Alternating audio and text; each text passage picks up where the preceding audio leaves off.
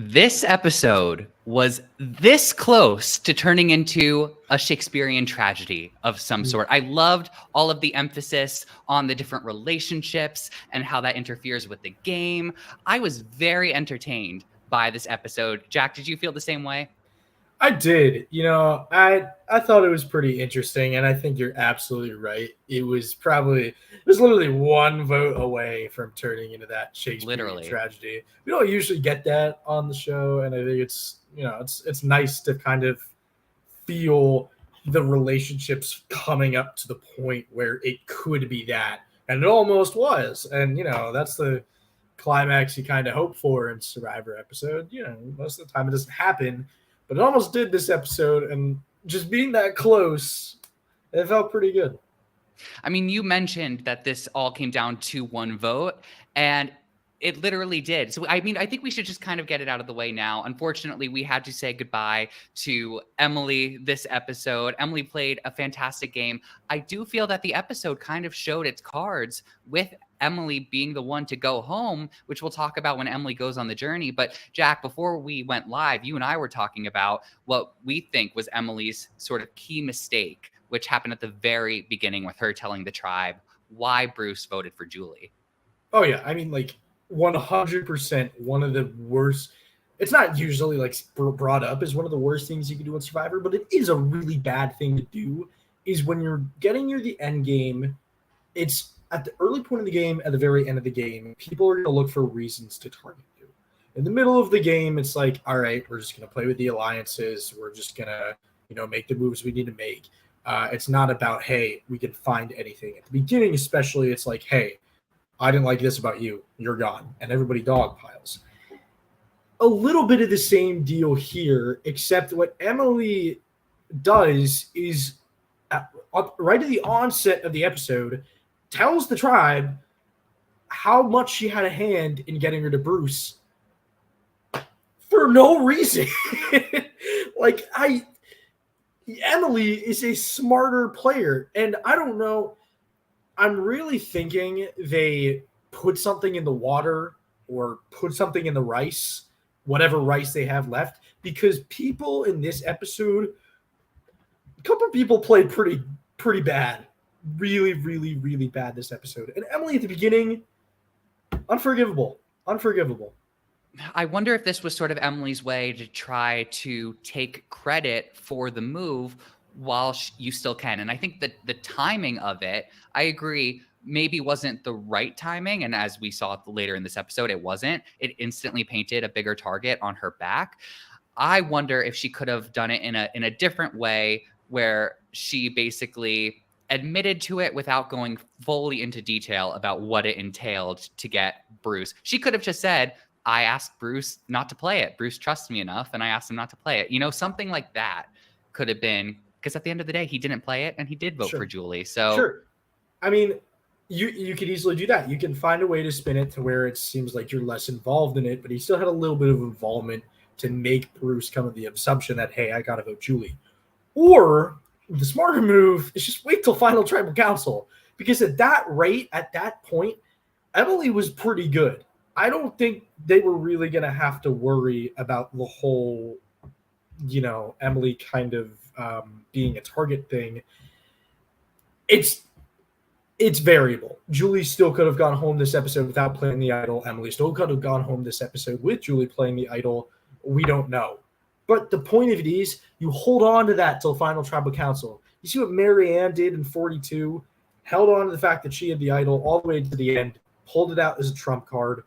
Her big flashy move at final tribal council really did a good job for her and got her, I think, at least 1 or 2 votes from the jury that she maybe didn't have. And so you do that. And then you have Bruce vouching for you. Well, I mean, that's true, but we have also seen players that wait till the last tribal council to talk about a move they did, whereas someone who they're there with has already taken credit for it. So it's a calculated risk. But Georgette in our live chat, welcome, Georgette. Good to see you again. Says Jack is right. She took her out by admitting what she did. Sad. She was my winner pick. Georgette, I I think anyone who's seen our episodes, whether it's me doing the recap or Got Something For Ya, which we do on Sundays, or I haven't been on Stockwatch yet, but any of the shows I have been on, I've been saying that Jake, I think, is going to win, although debatably now we'll see. Don't give me that look. This was before the last couple of episodes, Okay. but Emily was also up there as a winner contender for me as well. So sad to see Emily go. We also get I think what becomes sort of like the through line for this episode, which is the Reba 4 and their dynamic. Oh. And we have Dee, who says like it's us 4 to the end. Dee is very strong on we all started the game together and we're all going to go to the end together. And Austin also feels that there's a super tight bond, especially with Dee. And I thought this was a really nice segment between the two of them. I like how they framed their relationship in this segment. I thought it was actually very nicely done between Austin and Dee. Right. Well, two things with that. Number one, it's like Act 1 or Act 2 of Romeo and Juliet. You know, you have Romeo saying, hey, I like you, Juliet. Juliet saying, hey, I like you, Romeo. And bam, they're in love. They're star-crossed lovers. And you see this relationship kind of building. We haven't seen it the past couple weeks, or really at all up to this point, but now we do. And it gives us so much more context for what happens later in the episode. But number two, again, 90 minutes proves its worth. We would get maybe a second of this, right? We get 30 seconds to a minute of this. We got like a whole 4 or 5 minutes. And so it beautifully sets up this crescendo towards the end of the episode, that Shakespearean tragedy that you're talking about. I mean, that should really be the episode title, a Shakespearean tragedy, almost. Because truly, the allotted time to this is so important. We would have an immunity challenge for 10 minutes, a tribal for 10 minutes, a journey for 5 minutes, a reward for a couple minutes. We don't have a lot of time for this.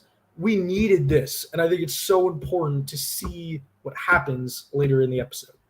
And again, it was done in a very like tasteful way. Sometimes we see showman segments on, and it's, who knows if this is really considered a showman's edit, but they did mention Rob and Amber. So like, I think they're kind of thinking along those lines here, but we have seen showman's edits in Survivor and other reality competition shows that audiences tend to not like so much. But I really like how they did this. And you are right. It wasn't just that this was let's see Austin and Dee being cute together. It was this really plays into the story of the episode. And it is important for you, the viewers, to watch and get to know their relationship in this way because it influences so much.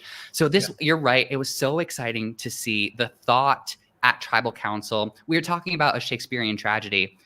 We're saying that if it had been Austin, seeing all of the events that would have led to it would have been amazing. I mean, it still was an incredible Tribal Council. It could have been a play. You could have made it a play.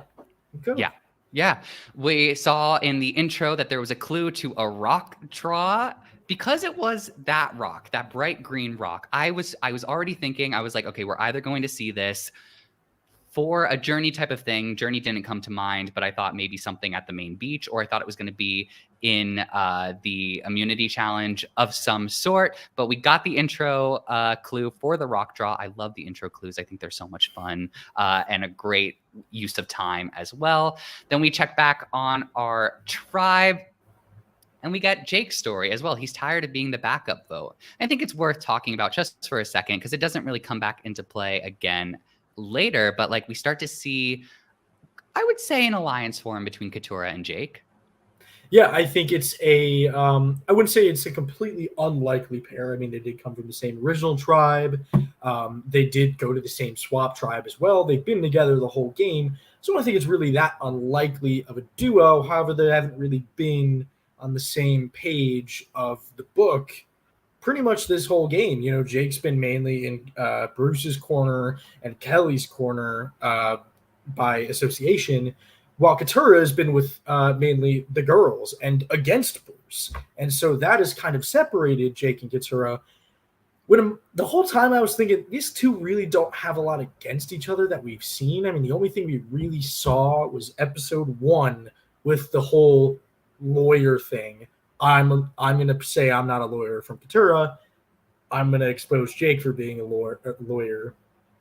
That whole thingy. So we didn't really see this relationship kind of blossom as it maybe has this episode. And I think it's going to be important. I mean, with the Reba 4 splintering, a little bit of dismantling, Katura and Jake are not only two options to help dismantle that alliance, but two options for one Reba 4 to be like, hey, I'm just going to ride to the end with these two and have the Reba 3 vote for me. If that fourth Reba person who makes it there doesn't make their original Reba 4 alliance mad at them, then yeah, I could see that. I really thought Katura's strategy here was awesome to me in terms of social strategy. Like, this was a great example of social strategy in my eyes, because she was using her experience as a lawyer to not say, I'm a lawyer, let's talk about being lawyers together, but to keep Jake talking about being a lawyer. And I thought that that was really nice. It was like a way to connect with Jake without fully giving up her identity as a lawyer. And I just thought that was really cool. And Katura was really sticking out to me these past two episodes as well. And we'll talk about it as more with the strategy involved with how the vote was decided. Yeah, I gotta say, I think Katura's story, no doubt, is one of the most crazy, convoluted, and true Survivor stories. Her background story that they showed this episode. Yeah. It's insane how someone could have that life and still radiate positivity and still be so mentally connected with everybody she's on an island with for a month. It's really, really impressive, and I truly think it's much different than, oh, I was bullied in school a little bit back in like elementary school or middle school. It's very, very, very cool seeing someone with such a story like that come on and do well, arguably. You know, she's in the final six. She's done well. She's done well. I will give her that. It's just great. And I think it feeds into her strategy as well. And you know, I was very high on Katura episode 1. Come see Stockwatch to see why. I'm high on Katura again. You know, it's coming back. My love is coming back.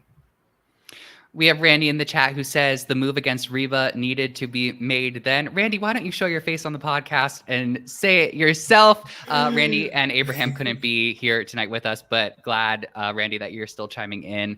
Yeah, I do think that a move against Reba could have been made last week. I was hoping that maybe hoping is the wrong word, but I was anticipating that maybe they would start turning on themselves this episode, but they did in a very different way. They didn't vote someone else out tonight, but they did in a different way. And just going back to respond to what you just said about Katura's involvement in the episodes, I mean, her story was incredible to listen to. And I'm rooting for her for these next to see, like, especially with her and Jake teaming up. We will see. Yeah, I think Katura did a great job, especially with kind of, as she said, planting those seeds, being like, hey, Julie is the person we got to take out. Julie's the mom. She's the person we got to get rid of. We'll get to Randy's comment in a second. But yeah, Katura did a great job with strategy this episode. I'd also like to point out something that Drew said that I don't just think applies to the Reba 4. I think it applies to everybody, is that Bruce going was kind of the hinge to the doorway to the rest of the game, because Bruce was kind of that one big obstacle. Everyone was like, we got to get rid of Bruce. Bruce has got to go. Bruce has got to go. Once Bruce is gone, everyone was like, all right, now we're going to start playing the game. We're going to start going after each other. And I don't put it past any of them to hold that opinion. I think it's fairly reasonable considering how big of a target Bruce ended up being. Yeah, I mean, I could see why they wanted Bruce out. I also think Bruce going out was very good for Jake, who ended up being sort of the, as he mentioned here, he was he used references to doing theater and being like a supporting actor. And Jake really kind of turned into the backup target in case Bruce couldn't be voted out of the game, which Jake ended up many times in that role. And it's actually, looking back on it, very impressive that despite how many times they tried weakening Bruce, Jake survived. And it's very interesting. We got to get to Randy's comment. The end of the season has been full of terrible gameplay from the cast, in Randy's opinion. Hot take, maybe. Yeah. I'm trying to see if I can find a third example. I don't really think I can find a third example. 2 examples from this episode. Emily is number one, telling the whole tribe about her involvement with Bruce. Underrated, not going for the immunity. I think earlier in the game, 100%. There's a lot of numbers. And, towards the end, I understand the move. But in my opinion, you're at Final 7. And if you know that what you just said may put a target on you, go for the immunity. Go for it. If you lose your vote, it's okay, right? It's funny. I had the feeling that production was like, we spent so much time developing and researching this puzzle. We need to put it back in the game, and no one accomplished it. I thought it was funny. It was that one, if you haven't watched the episode yet, which go do it. It was that one where they had Sweat and Savvy at the beginning of the season, and no one could figure it out. So I was really hoping that Emily would just go for it. And this is where I think the episode really showed its cards with Emily, because on her way to the journey, it did that entire reflection of Emily's gameplay evolution from the beginning to where she was now. Yeah. It's a post-mortem. It was literally like a big send-off for Emily. And, with other people, maybe I could see it as just another notch to their belt. But with Emily, we've already gotten so much of that. Just seeing that reflection on the journey, I'm like, oh, yeah, she's gone. I also think it was the flashbacks too. Like, I think something about the flashbacks, seeing it all play out. I liked the moment, but I also did feel it was obvious. If you're in our live chat, or if you are watching this after the fact, let us know in the comments. Did you think Emily was going when you saw this journey segment? I kind of did. I was still on the edge of my seat as it was all unfolding, but I do think they kind of showed their cards there. But yes, Emily chose not to do the challenge. I agree with you, Jack. I would have liked Emily to attempt it. Risking a vote, it's a very difficult thing to give up this far into the game, but I don't know. And also, here's the thing. If Julie didn't have an idol, Julie would have been gone. So it's one of those things. Which is why I'm going to my second person who played bad this episode. And I think it's pretty obvious who. It's Austin. He played it really, really, really badly. Very, very, very personally as well. First of all, I'd like to say a lot of people have said Austin still has 2 idols. Austin has 2 idols. No, he does not. Until you see Julie give the idol back to Austin, Austin has 1 idol. And that won't change. We saw it with Jesse and Cody. It does not matter. You cannot assume. Anywho, going into this episode, we see that scene with Austin and Dee setting up their relationship. And that is the big crutch. And in my opinion, the fall for Austin is that he just trusts Dee too much. It's that relationship he wants. It's the connection they have is strong. And he just tells Dee what is going to happen. And look who comes in to stop everything, make sure Julie doesn't go home, and Emily does. I mean, Austin played horribly, but it wouldn't have been as horrible without Dee's really great play, which, I'll talk about that in a little bit. But isn't it funny that when Dee and Austin were having their conversation about like the potential to vote out Julie, or Austin was telling Dee that that's where it was headed, the thunder in the background and the dark sky, I was like, oh my, production got so lucky with that. Really, set. really Shakespearean. Yes, it's the whole thing was so dramatic in fashion, which is why, game move, horrible. Like absolutely terrible. It was bad. That inability to separate game from newfound friendship and relationship that you have a hard time betraying. And I think, like Julie said it best at Tribal Council, where she was like, no, it's getting easier to vote people out because I'm giving myself permission to play the game. And I love that mindset of this whole thing. And I think Austin wasn't able to really allow himself to play the game. And I guess there's something to be said about not betraying an alliance member and possibly losing their vote if you're at the final 3 and they are not. But I think that's a very specific situation. And I don't think that this was the time for him to divulge that information. It's really kind of the perfect encapsulation of who Austin is and how he's played the game. He's been a very loyal person up to the end of it. He wants to stick with his alliance, but he's wishy-washy. He's very smart. He gets advantages. He can now win challenges as well, but he just doesn't have the backbone, as I think Caleb said a little bit earlier in the season, to really do the things he needs to do to win the game. And that, in my opinion, is what's going to cost him. But to your point about Julie saying, I'm giving myself permission to do this, 100%. That is probably one of the biggest obstacles for anybody in an alliance in the end game. You have to give yourself that permission to be like, okay, I can do this. I know this is what I need to do to win the game. I'm going to allow myself to do it. If you don't give yourself that, as Austin so did, and then reneged on and voted Julie, it's going to come back to bite you. However, if you let go of that, if you acknowledge it and you accept it, you're going to have a much better time.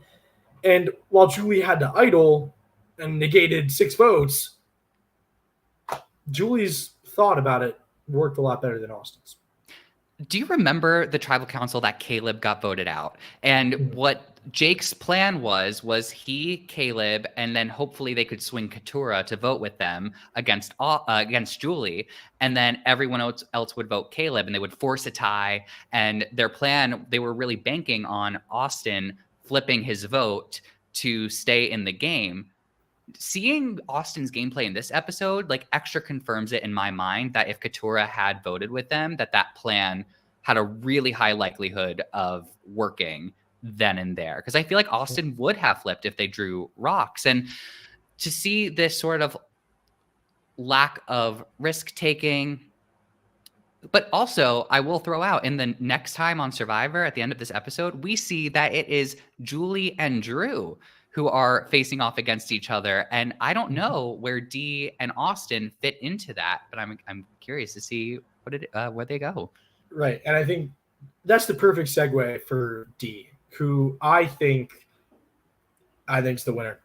I mean, truly, when you tell somebody on Survivor, this is exactly how the vote's going to go. You're going to vote this. You're going to do this. You're going to idle this person. You're going to idle yourself. This is who's going to go home. And it happens once. It's like, okay, that was good luck. With Dee, it's happened multiple times. She's told us and she's told people, this is exactly who's going home. This is going to be the vote count. You are idling. You are doing this. And it happens. Too many times, you have to win. And in my opinion, Dee has that. But a really great episode from Dee, somewhat playing Austin, maybe not playing Austin. Well, she almost loses Austin. She almost does. And then Austin's just like, okay, fine, I'll tell you whatever. And then Dee goes and tells Julie and says, this is what's going to happen. You can't really play better than that, especially because, Dee has continually been brought up as a target. Hey, we got to get rid of Dee. We got to get rid of Dee. We got to get rid of Dee. That's true. Even in the beginning of this episode, they were like, hey, so the top 3 targets are Julie, Emily, and Dee. And everyone was like, oh, Dee's not even a target. We're not even going to target Dee. So Julie or Emily is who's got to go. I mean, you're really playing strong to be able to have that, pull over people.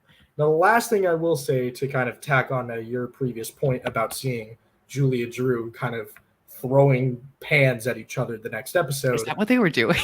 I think Drew threw a chair or something. I'm ready. But I think D in this episode, you can correct me if I'm wrong, but I think D said Drew is running all of this. Drew is the one doing this. Drew orchestrated this. I think D and Austin rather, take Julie's side, and we could see Drew go home. I could see that happening. And I think the other thing that was really interesting as well, something that I caught the tail end of it. So I could be wrong here, but I think when Julie and Dee were having the conversation, and I love this, and Julie was looking at her and being like, I could vote out Austin. I could do it. This was so funny to me, but I also loved Dee's, something Dee said just before it cut away from them was she said, vote out Emily and we'll get them fighting against each other. And I think that saying something like that in that moment, I agree with you. I think it had some sway and I think it had some influence. Right. Very, very interesting about Dee. There was also a lot of confessionals with her in tonight's episode, but in previous episodes as well. But I noticed it especially tonight where she said something about risking the $1 million for herself, for her family on Austin and like Austin's decision. It was something along those lines. I'm definitely paraphrasing it, but the reminder of the $1 million, the reminder of the stakes that Dee has to be there. I agree. I think that there is the potential for Dee to go to the end. And well, I think if she makes it to the end, she is a very high chance of winning. And let's see who else she will end up with there if she makes it there. Yeah. No, I agree. I think Julie being told that she was the target, I think that raised a lot of concern in her, especially since it was Drew being the big one that turned on her and Austin eventually doing it as well.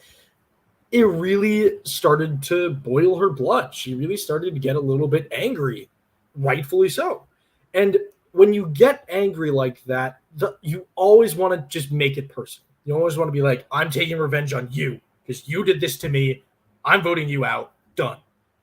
I think Dee phrased it in a way that was perfect. And I think you said that. We're going to have them fighting each other. That's what we want. We don't want to just get out Austin being like, ha, I got you. Oh, what do I do now? Right? You want to be careful about that. And you want to have a way where you can have everybody stick together. And that's exactly what Dee got. Again, another notch to her belt on an already pretty hefty belt.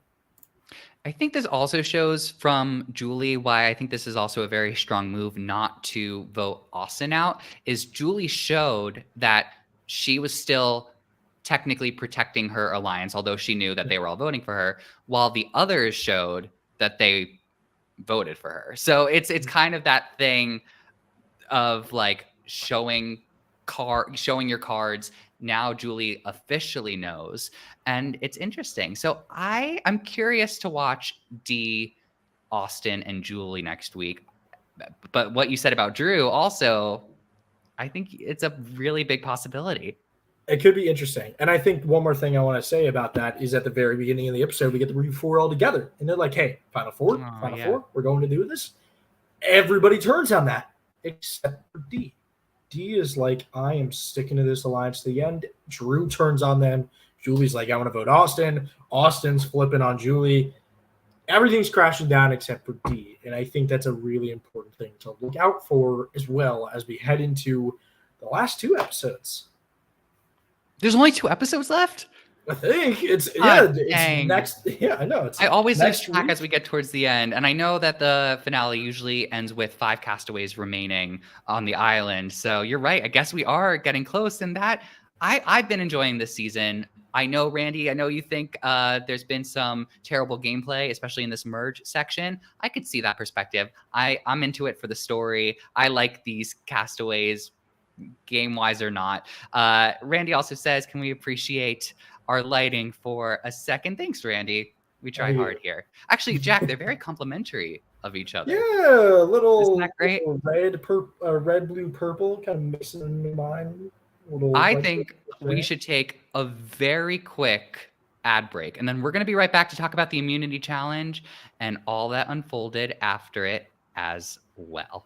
What's up, guys? I'm Todd Herzog, the winner of Survivor China, and I want to welcome you to Todd's Pop Shop. Here, me and my husband Jess, we custom make Funko Pops. We'll make literally anybody or anything you could imagine. But being that we're here listening to the Survivor Now podcast, I'm assuming you're all Survivor fans. So take a look at these. Some custom Funkos of your favorite Survivor winners, Sandra and Yule. Or how about Big Brother fans? Suri Goddess herself playing the game of Big Brother. You can also get her in Survivor form. Or maybe yourself with your favorite buff and a torch playing the game. But even better, get yourself with your favorite player like Nora here with Ozzy. And since you're listening to the Survivor Now podcast, if you mention this ad, you will get $10 off your first order and free shipping. All season long, Survivor 45 should be a good one. Mention this ad, $10 off and free shipping. I'll be watching too, still a diehard fan to this day. Hit me up on Instagram, Todd's Pop Shop, or toddspopshop@gmail.com, or on Facebook, and I will see you soon. I need to ask the question, what was Austin doing wrong with the word block thing? Because did he misspell it, or did he have to rearrange some of the repeating letters so that they would fit on the other side? Yeah, I think he just had to rearrange some of the letters. I think he had to rearrange like an E or two and an R, and he would have been good. Yeah, he really didn't have to do much. And I think it's the thing with Survivor, right? It's they do everything right. They do it all right. They're really hitting their stride right up until the last second. And then they throw something in there. It's just like, hey, we're going to see how this goes into the mix. It doesn't really do that well. I think that encapsulates this challenge. It's a classic challenge. Yeah, I think it encapsulates this challenge. It's a really awesome challenge. It's a classic with a little bit of a twist to the end. It's the Throne Blocks challenge. It's the Keith Mail going back to wherever from Second Chances challenge. Second Chances recap, long time ago. But with a little puzzle at the end, a little word puzzle, getting it in the groove. However, I think the part where it kind of lost me was doing it on both sides. We don't really see that in previous seasons. I remember vividly in season 37 where Angelina bargained for rice and sat out of the challenge. The word puzzle was just straight up and down, right? It didn't have to be the same on all sides. It just had to be one way, and it was good. Now you have to do it two ways. It's complicated. I have a different perspective on this because I feel like it's a great equalizer in the way where, like, who got there first? Was Drew? Did Drew get to the puzzle first? I think it was Drew, yeah. Okay. I think it was a good equalizer because if the person who gets there first finds the word very quickly, I think it was resourcefulness, then the tension sort of dissipates. And I think this is where the fine line of like competition versus television show sort of overlaps a little bit, because it's more fun for the viewers if more people are working on the puzzle at the end for the suspense of the television show. And I appreciated it. Yeah, I think it's good for the suspense, and I agree. It's reasonable to kind of help everybody kind of equalize. At the same time, I feel like they could have done something else. I don't really have a suggestion off the top of my head, but just throw something else in there. But beyond that, great challenge, great little twist at the end. Make it a little puzzle, make it a little arch, keeps it interesting, keeps architectural stability as a new element to the challenge. It's pretty cool. Couldn't understand the strategy it wasn't until I saw them doing it that I was like, oh, like I've seen them do a larger version of this challenge. We just saw it on Survivor UK a couple of weeks ago where, like everyone has to help get these giant blocks in the arch and then they all run away from it. But I was like, how did people do this on their own? So it was kind of cool to see. I enjoyed the challenge. Of course, we know that Drew wins immunity, and he also wins a barbecue back at camp, and he chooses Jake and Austin to join him on the reward. We didn't see a lot of the reward. No, we didn't. I mean, I think we got the sweet vitriol, or sweet, success of seeing Austin finally get a nice, juicy sandwich, albeit a burger. But picking the boys' night to go on the reward, I think in my eyes, Drew maybe kind of sees it as a, hey, these are the two people I may really need to convince to do this move. Seeing Jake is like, hey, I know he was down with it, but I want to make sure he's down because we had a fight last episode, so that could be a reason. As well as Austin, still being flippant with Dee and Julie. It may solidify him, giving him that reward. Don't deny Austin food, and he may just want to side with you. But yeah, we didn't really see a lot of the reward, and oh well. I think Drew really lucked out with this because you were right. He had so many different reasons for bringing Austin and Jake on the reward too, plus the fact that all of the women had got to experience the reward at the sanctuary as well. So there's also that reason there too, that it might not have raised as many eyebrows where he could make this decision. And you're right. I do think they were both the two people he needed to talk to the most in order to sort of get the ball rolling on any sort of a blind side. But I loved the portion of the episode where all of the women were in the water and they were just reading their buffs. We don't get that. We don't the get things that you do for 60 minutes. entertainment on the island. Yeah, when you're out there, the end's in sight. You got a couple days left. You're like, all right, I'm just twiddling my thumbs until immunity or tribal council. Like the two things that they had to do were read the buffs and then propose Jake as a target, and that's kind of like where all of the strategizing talks come in. If it's not the real plan, it seems to be. It's all you can do. It's all you can do. It's all you can do. I mean, everyone knows at this point that the vote is between Emily and Julie, and it seems like the only person who isn't aware at the time before Dee gets to her is Julie. I think Julie's aligned that everyone's pretty much voting out Emily, and maybe she would receive some votes, but it definitely comes as a surprise to Julie when Dee approaches her and says, "You got to play your idol. Everyone's voting for you." Shocking. Ooh. When someone comes to you like that, regardless of if it's a big ally, if it's your number one or not, that's big news. You are giving away a superpower that you have in the game because someone told you to. It's always a risk.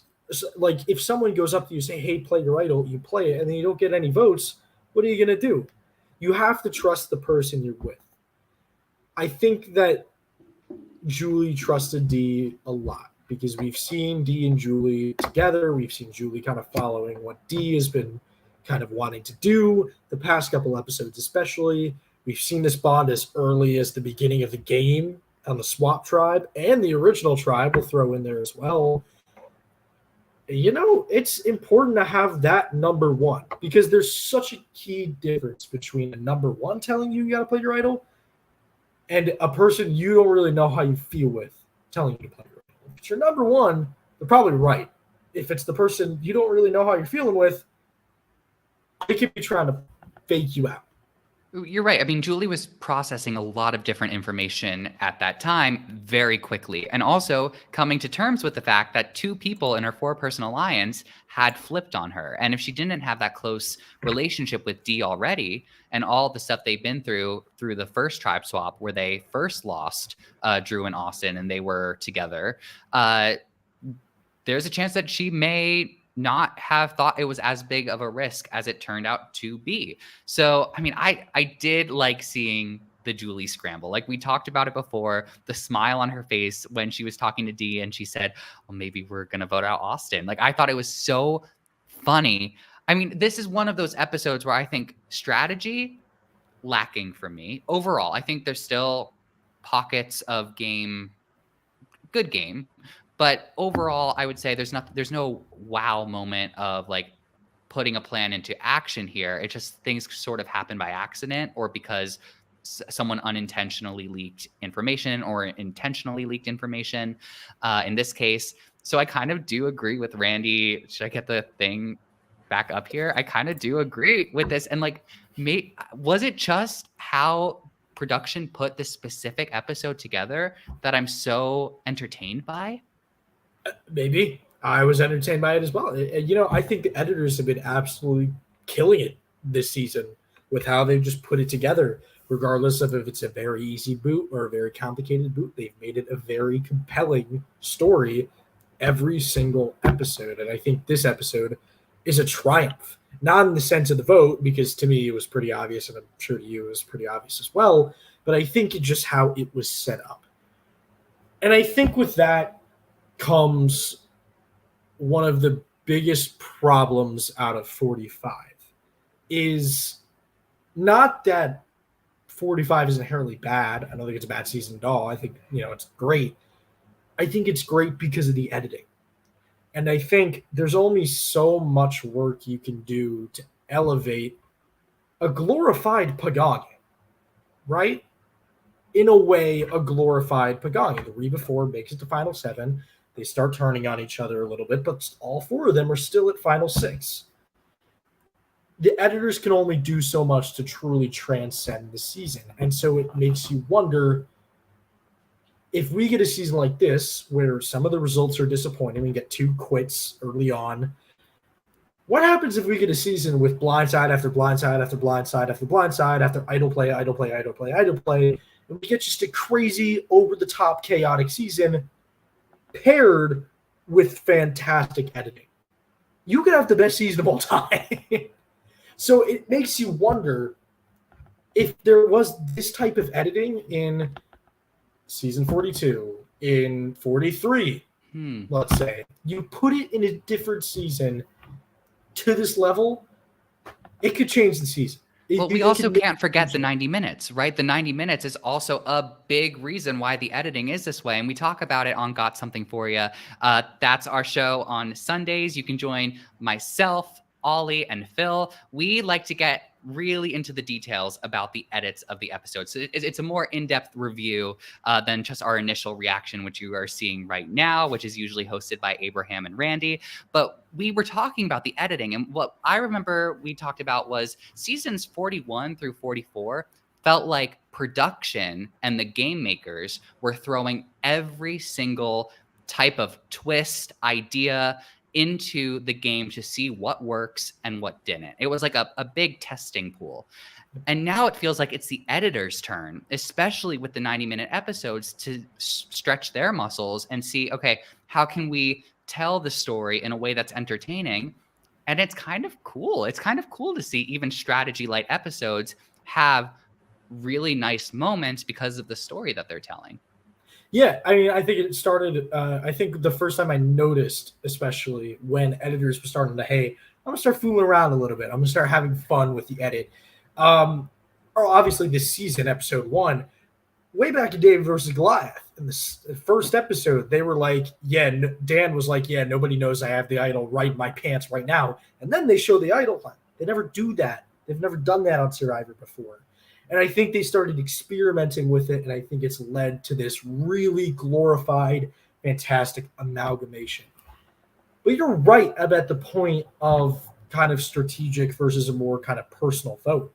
A lot of people always say, oh, we really want just emotional people. We want people making emotional decisions, personal decisions. Who do I like? Who do I want to be around? Not who do I need to be around for my game.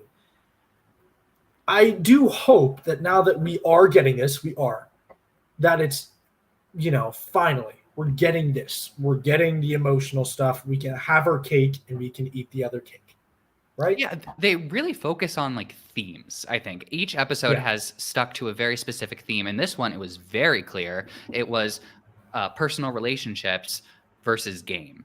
And I think that was a very strong thing to focus in on and frame the events of the episode around, because it worked so beautifully with the footage that they got. Again, we talked about the thunder during that one conversation, how much of an impact that actually had on it. So very cool. I mean, that's what's so interesting about this, is because not much else happens that we haven't already talked about. It's a lot of the Austin finds out the plan. Austin tells Dee about the plan. Dee tells Julie, and the whole game becomes, who is Julie going to write down? Because I think we all knew at that point. Yeah, and especially when they show you all the votes. They showed us I think all Did you 5 or all the votes. I think if they didn't make the reveal with Emily so obvious, right? Like they don't make the reveal they don't make Emily going home as obvious as it was, admittedly. we knew Emily was going home, and there was a likely chance that she was. So in that regard, then maybe just showing like 1 or 2 votes is fine. When you show 5 votes, that one person who plays the idols voting, it's really got to be up in the air. You really got to do a better job of like surprising us and being like, oh, hey, who is going home this episode? Is it Emily or is it Austin? I'm going to give it a pass. I'm going to give it a pass because I think casual viewers may not have even realized that Emily's story was coming to an end with that montage that they did. And I think Emily is a player that really deserved that nice wrap up to her story and to her strategy, because I really enjoyed watching her throughout the season. And then for something like this, I was totally game for showing every single vote. I also love when Katurah votes. She says, I blame Austin if this doesn't work for his which is right, which is absolutely correct. I agree. And I think the game became, we all knew that Julie was going to play the idol.